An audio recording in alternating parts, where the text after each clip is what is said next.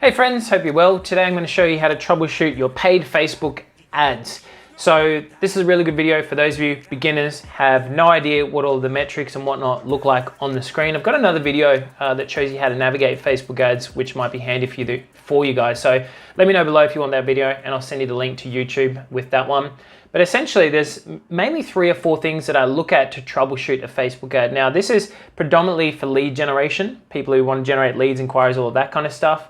And the really obvious point of doing lead generation is to generate leads at a sustainable cost and a sustainable volume. So, if you can't spend $100 to get a lead, then you obviously want to try and figure out ways to run Facebook ads where you're getting leads for less than $100. Ideally, around 10, 20, 50, depending on what you're selling and what the price point and net profit of that is, so that you can work out your return on ad spend, or ROAS, as the acronym's commonly referred to. So let's jump into my laptop here, my desktop I should say, and we're going to look at this particular campaign here called Lead Magnet TOF-CF. So it's really just generating a bunch of leads for myself over the past 7 days. So keep that in mind, we're looking over the past 7 days. And let's just have a quick browse through here. Now, bearing in mind, we're going to troubleshoot this thing, and I've already done it over the past few days, and this is why it's so fresh in my head and why I think you'll get a lot of value out of it. But past 7 days, we've got quite a few duplications of the same audiences and ad sets, whilst I'm continuously subbing in new creative. Now, the first thing I usually look at, let's say I'm looking at your ad account, and let's say you're getting good results and all of a sudden it tanked, usually after 3 to 4 days, or you just can't seem to get leads for your business online in the Facebook marketing world. This is probably one of the first metrics I would look at, and it's called cost per 1,000 impressions. This is how you find it. You go down to the ad set level. You can actually go to the campaign level as well. Maybe we'll go to the campaign level. And you'll go to this columns, performance, go down to performance in clicks. And you want to scroll over until you see cost per 1,000 impressions, or CPM. M being the Roman numeral for 1,000 from memory. It's the only thing I learned from maths. But that cost per 1,000 impressions, or CPM, in Australia wants to be about $12. And that means you're doing pretty well. I think locally based businesses, you actually get this a lot lower because you haven't got as much competition in your audiences, not as many people trying to advertise to your audience in that geographical location. So across the whole of Australia, about sort of $12 is ideally where you want to get it. Mine is blown out heaps, but I'm going to let you know why that's an exception and where you might have an exception to this particular metric. Now, cost per 1,000 impressions is how much it's costing you to basically get 1,000 views of your ads. Now, if I see your ad once, and my mum sees your ad once, that's 2 impressions. If the next day I see your ad twice and my mum sees your ad once, that's 3 impressions. So they're not independent views, or unique views, I should say. It's an accumulation of those views. So that's what the impressions are. Whether they've stopped or spent time on it is irrelevant, but that's just how many views your ad has got. So that's what cost per 1,000 impressions is. You want to aim to get that under $12 AU. In the US, it's going to be a hell of a lot cheaper. The population density is a hell of a lot larger. So I want to say there's not as much competition, but it's just cheaper. Now, if you're not getting any leads, or your cost per 1,000 impressions is trending up and all of a sudden you're not getting any leads, and it's fallen off a cliff. It's same with e-commerce, business owners and drop shippers. If this CPM starts to trend up, here's how you look at that. You'll you'll hover over your campaign name. You go down to view charts. See that there? Click on view charts. And you might have to go down to custom. I've already set it here. You click on custom, you go to this little drop down bar and you click on CPM. And then it'll show you your trend of cost per 1,000 impressions over the past how many days. Mine's looking at the past 7 days. You can see here, had a decent day on the 7th of October.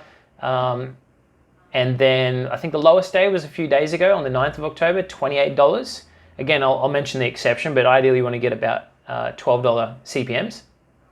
And the past 3 days has really started to skyrocket, like 28, 35, 45. So something needs to be done about this. So the next metric that I look at, make sure you write this one down. Write your cost per 1,000 impressions down on paper or in your Word document, wherever you keep notes.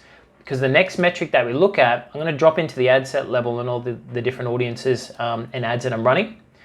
And I'm then going to scroll across to this wonderful metric called CTR, or link click-through rate.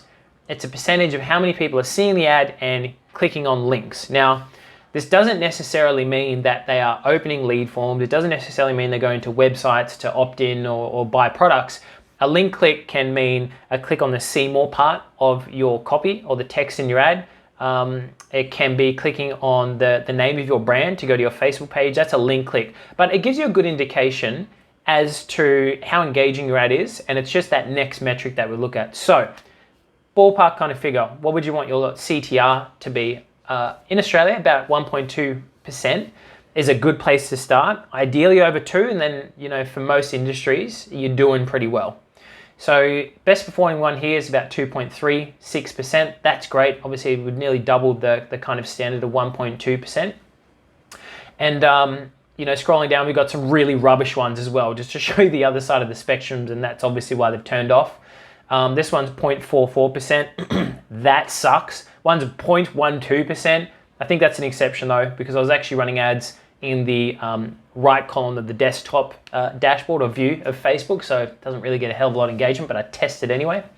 So that wants to be over 1.2%. Now let's say that I'm looking at this one here and it's 0.48%. What do I do now? Because my CPMs are at $42, my CTR is at 0.48%. So far, it's a pretty crap campaign, let's be honest, or a crap ad set. The next thing I look at is my cost per link click. I want that to be sub, you know, $1.80, maybe even $1.50 is going pretty well. And this one's got $8.94 Australian per link click. So that freaking sucks. One below it, $1.68. That's going pretty well. I'm happy with that. And no surprises, that's actually our cheapest lead cost as well. So I've got 3 metrics here. I've got CPM, $42. It's way more than the $12 average. I've got CTR, 0.48, way lower than the 1.2 sort of average. I've got cost per click, $8, basically $9, way more than my sort of $1.50, $1.80 sort of aiming point. What do I do now? Because this tells me you have a problem with one of 2 things or both. It tells me that you have a lack of testing going on in the creative department, meaning that you need to test more ads. I'm going to show you how to do that real quick. Or you've got a mismatch with your offer and the audience, meaning your audience really doesn't give a shit about your offer, so you need to do more due diligence in testing different ad sets or audiences, okay? Let's keep this real simple. Let's say that you know who your audience is, who wants to buy your stuff, and you've got a track record, metrics, Excel spreadsheet, whatever, of who is buying your products, who is inquiring about your services, local business or whatever. The first thing I would do is go straight into creative testing mode. Now, hear me out here. Even on my account, we go through a cycle of testing different ads, different creatives. And for those of you who don't understand the lingo, creatives is just creatives. What you put in your ad. You can put images, videos, slideshows, carousel formats, different text, long form copy, short form copy, direct response copy, headlines, descriptions, different CTA buttons, call to action buttons. That's all in the creative bubble. If you're not a creative person, you might want to look to have outsource this, or at least have a consult with someone who knows what they're doing about this. Now, testing more creative is very simply done on Facebook. You use a function called dynamic creative, which is a function, and it allows you to, let's jump straight into one of my ad sets right here and we'll give you a real life example. It allows you to, instead of you going through, and you would have done it as well, if you're boosting posts, stop it, because just stop it. I'm not even gonna go over boosting posts again. That's another video. Google why you shouldn't boost posts on Facebook. But dynamic creative allows you to throw up to 10 images or 10 videos, up to 5 variations of copy, up to 5 variations of headlines, descriptions, even call to action buttons. You've got all of these wonderful things at your disposal.